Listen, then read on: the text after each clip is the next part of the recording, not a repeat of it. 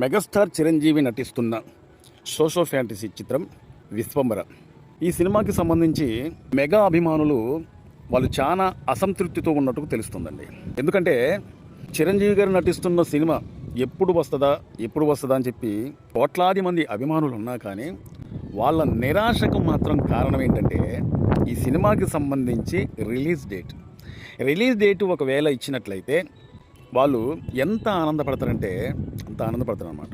ఎందుకంటే ఆ మధ్యకాలంలో ఈ సినిమాకి సంబంధించి ఒక సాంగ్ అనేది రిలీజ్ అయింది, కానీ ఆ సాంగ్ అభిమానుల్ని అంతగా ఆకట్టుకోలేదన్నమాట. కొంతమంది అభిమానులకైతే అసలు ఆ సాంగ్ రిలీజ్ అయినట్టు కూడా తెలియదన్నమాట.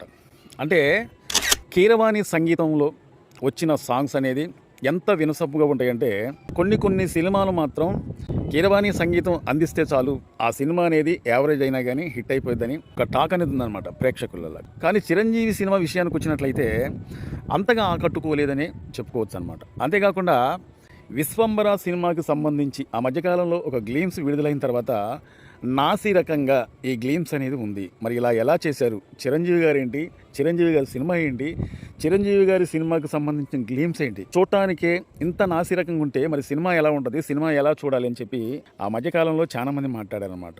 అయితే చిరంజీవి గారికి ఈ సినిమా ఒక డ్రీమ్ ప్రాజెక్టుగా చెప్పుకోవచ్చు అండి. ఎందుకంటున్నానంటే అప్పుడు రంగంలో దిగిండు చిరంజీవి గారు.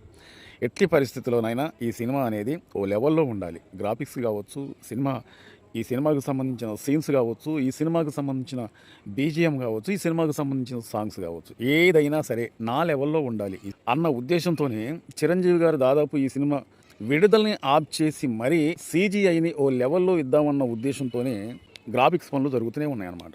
కానీ చిరంజీవి గారు నటించే సినిమా ఎలా ఉండాలి, ప్రతి ఒక్క ప్రేక్షకుల్ని ఆకట్టుకునే విధంగా ఉండాలి.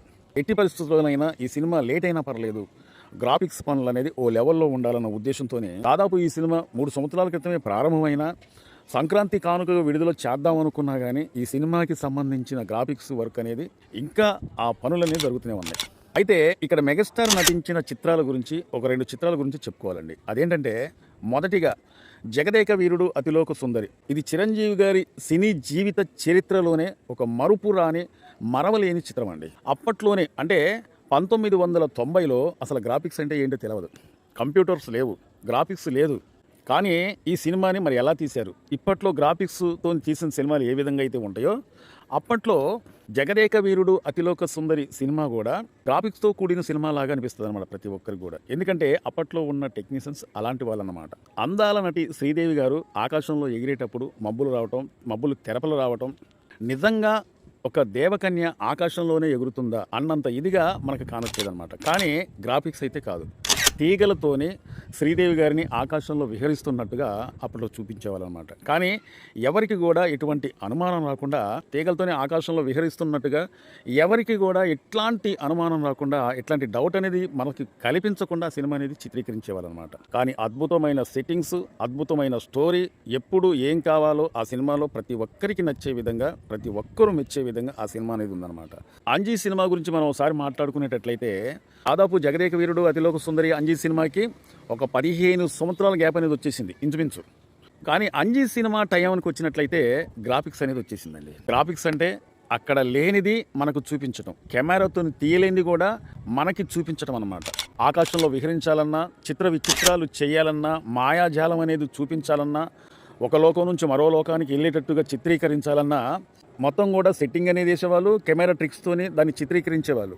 కానీ అంజీ సినిమా టయానికి వచ్చినట్లయితే ఇదంటూ ఏమీ లేదు, గ్రాఫిక్స్ అనేది మొత్తం వచ్చేసింది. అంజీ సినిమా టయానికి వచ్చినట్లయితే మనం వేరే లోకంలో విహరిస్తున్నామా అంటే మనం చూసే ప్రేక్షకుడు కూడా వేరే లోకంలో విహరిస్తున్నామా అన్నంత ఇదిగా గ్రాఫిక్స్ అనేది వచ్చేసిందనమాట. మరి అంజీ సినిమా విడుదల ఎప్పుడైందంటే 2004.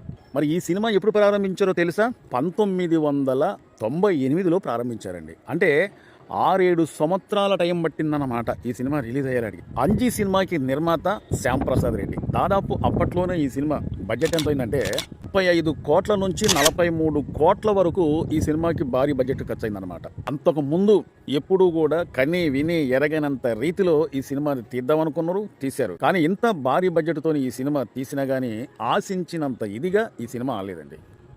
గ్రాఫిక్స్ పరంగా కావచ్చు, సినిమా స్టోరీ పరంగా కావచ్చు, కథ పరంగా కావచ్చు, కథనం పరంగా కావచ్చు, ప్రతి ఒక్కటి కూడా హైలైటే. కానీ ఇక్కడ ప్రాబ్లం ఏమొచ్చిందంటే దాదాపు 6-7 సంవత్సరాల పాటు షూటింగ్ జరిగిపోయింది. ఇంచుమించు ఒక సంవత్సరంన్నర లోపే అయిపోయింది. కానీ ఈ సినిమాకి సంబంధించి గ్రాఫిక్స్ ఉండాలన్న ఉద్దేశంతో ఫారెన్కి సంబంధించిన టెక్నీషియన్స్ తీసుకొచ్చి వాళ్ళ మీద ఆధారపడాల్సి వచ్చిందనమాట. వాళ్ళు గ్రాఫిక్స్ ఇస్తే తప్ప, చేస్తే తప్ప ఈ సినిమా పూర్తవదనమాట. ఎంత లేట్ అయినా కానీ ఈ సినిమాని ఒక విజువల్ వండర్తోని అందించాలన్న ఉద్దేశంతో నిర్మాత శ్యామ్ ప్రసాద్ రెడ్డి అట్లాగే చిరంజీవి గారు కూడా లేట్ గురించి కూడా ఆలోచించలేదు. 7 సంవత్సరాల పాటు ఈ సినిమా అనేది జరుగుతూనే ఉంది. అంటే సంవత్సరంన్నర పాటు ఈ సినిమా షూటింగ్ అనేది మొత్తం పూర్తయినా కానీ ఆ సినిమాకి సంబంధించి సీజీ వర్క్ అనేది ఒక 5 సంవత్సరాల పాటు జరిగిందనమాట.